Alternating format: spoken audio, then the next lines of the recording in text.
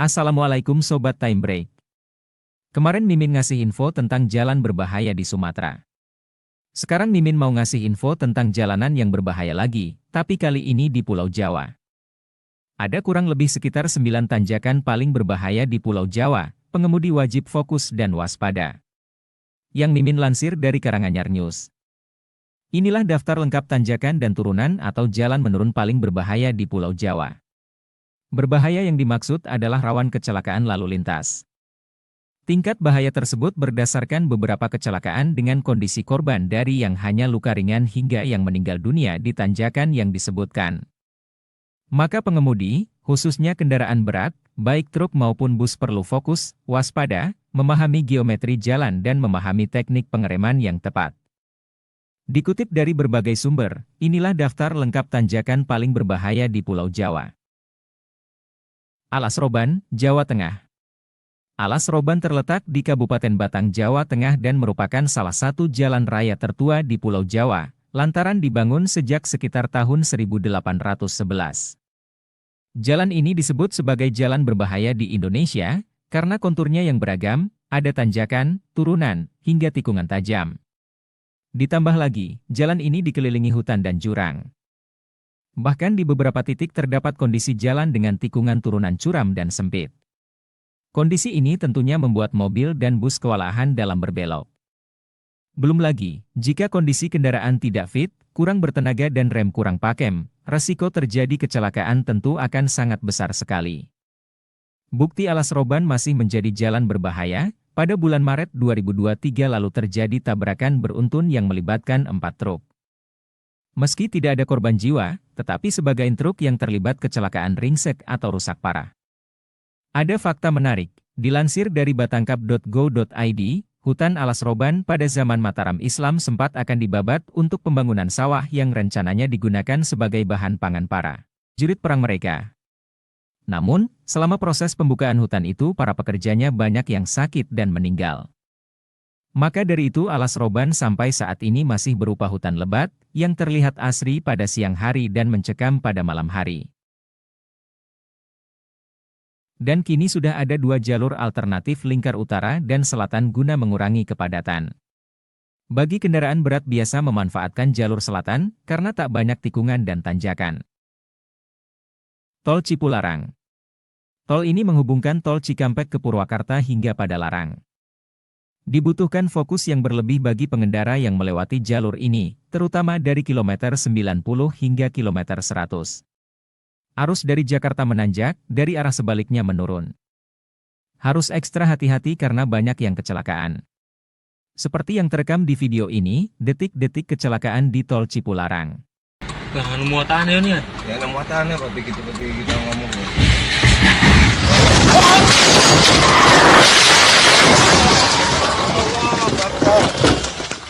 Muter, Pak.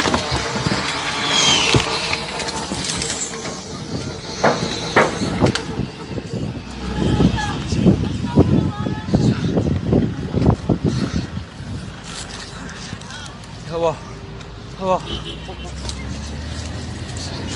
Bu, anaknya apa enggak, Bu? Tanjakan Gombel.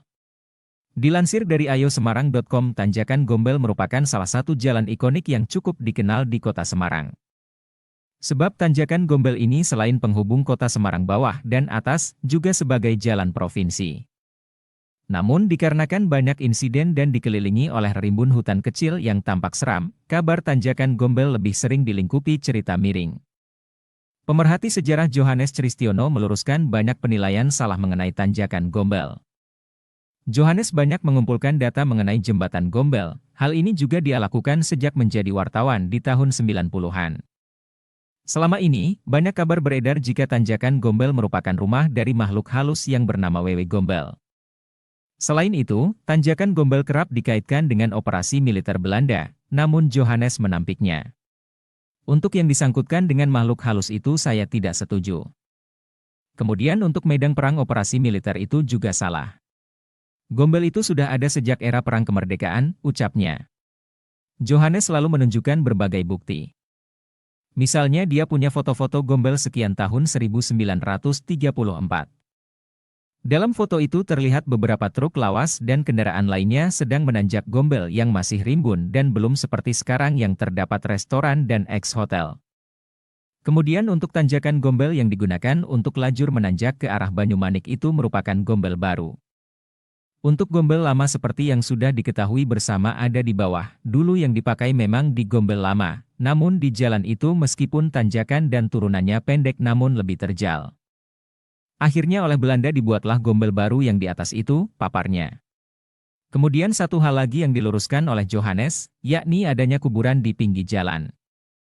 Johannes menampik jika itu adalah kuburan, melainkan sebuah altar. Banyak yang ngira itu makam, namun itu sebetulnya altar yang punya tulisan dalam huruf Mandarin yang berbunyi, Namo Amituofo, aman dan damai. Altar itu dibangun pada tahun 1970-an. Jalur Cadas Pangeran. Jalur ini merupakan penghubung wilayah Bandung dengan Sumedang. Jalan ini secara geografis cenderung curam dan punya beberapa catatan sejarah sejak zaman penjajahan Belanda di Indonesia. Salah satu tokoh yang disebutkan pernah mengiringi sejarah Cadas Pangeran adalah Pangeran Kusumadinata IX alias Pangeran Kornel, Bupati Sumedang 1791-1828. Terlepas dari sejarah tersebut, daerah sekitar Jalan Cadas Pangeran yang curam ini menimbulkan permasalahan lain. Bentuknya yang miring ini lahir akibat pemotongan Bukit Cadas ketika pertama kali jalan dibuat. Oleh karena itu, harus hati-hati. Karena kejadian bencana longsor atau batu jatuh, pohon tumbang berpotensi terjadi. Tanjakan Emen. Jalan paling berbahaya di Jawa selanjutnya adalah Tanjakan Emen di Subang. Dari cerita yang beredar, nama tanjakan itu berasal dari seorang bernama Emen yang merupakan sopir bus yang tewas akibat kecelakaan di tanjakan itu pada sekitar tahun 1960. Kepala Korps Lalu Lintas Mabes Polri Inspektur Jenderal Royke Lumowa mengatakan selain faktor kelalaian manusia, penyebab lain dari banyaknya kecelakaan di Tanjakan Emen karena faktor geometri jalan. Geometri jalan, sentrifugalnya perlu diperbaiki. Ketika menikung ke kanan seharusnya jalan miring ke kanan, tapi dari atas ketika menikung ke kanan masih ada beberapa meter dia sedikit ke kiri, atau datar, ini juga turut mempengaruhi, katanya. Kondisi menanjak ini terjadi kurang lebih sepanjang 3 km, sering jadi ujian menantang bagi pengemudi, lantaran medannya yang ekstrim, meski tidak terlalu panjang. Dengan kemiringan yang curam, sekitar 45 derajat, serta jalur yang berkelok-kelok. Karena itu saat melalui tanjakan ini membutuhkan konsentrasi, keterampilan dan perhatian ekstra saat mengendarai kendaraan. Dan pastikan kondisi kendaraan dan rem kalian dalam keadaan baik saat melewati jalur ini. Jalan Kampak Munjungan. Jalur ini merupakan salah satu jalur yang ekstrim di Pulau Jawa. Karena selain jalannya yang naik turun, jalan ini juga banyak tikungan tajam yang tidak terlihat posisi beloknya dan sempit. Karena itu pula pengendara harus bergantian melewatinya, jangan terburu-buru. Begitulah kondisi Jalan Kampak Munjungan Trenggalek, Jawa Timur. Mimin sarankan agar pengguna jalan yang melintasi ruas Kampak Munjungan lebih berhati-hati dan meningkatkan kewaspadaan. Dan kawasan itu juga menjadi salah satu titik paling rawan terjadi tanah longsor, karena sebagian besar jalan dikelilingi tebing dan jurang dengan kemiringan lebih dari 50 derajat. Selain itu kondisi medan di sana juga cukup sulit, penuh dengan tanjakan dan turunan tajam. Pokoknya harus ekstra waspada. Jalur Nagrek. Bagi pengendara yang lewat di jalan ini disarankan mengenal geometrik lebih dalam dan selalu waspada. Karena di jalur yang terletak di Kabupaten Bandung ini dikenal curam tanjakannya dan tajam belokannya. Selain itu, jalur ini juga bergelombang dan licin saat hujan sehingga rawan kecelakaan. Maka fokus pengendara perlu ditingkatkan saat lewat di jalur ini. Setidaknya ada 6 titik rawan di jalur ini. Sebut saja Tanjakan LPG Nagrok, Turunan Nagrek, Jalan Cagak Nagrek, Tanjakan Bohong, Lingkar Nagrek dan daerah sekitar SD Negeri 3 Ciaro. Sigar Bencah. Sebagai akses yang menghubungkan Tembalang Bawah dan Tembalang Atas, Sigar Bencah sebetulnya bukanlah jalan menanjak yang curam. Namun Sigar Bencah Tembalang terbentuk dengan jalan menanjak yang panjang lalu menikung tajam. Sementara di kanan kirinya adalah hutan.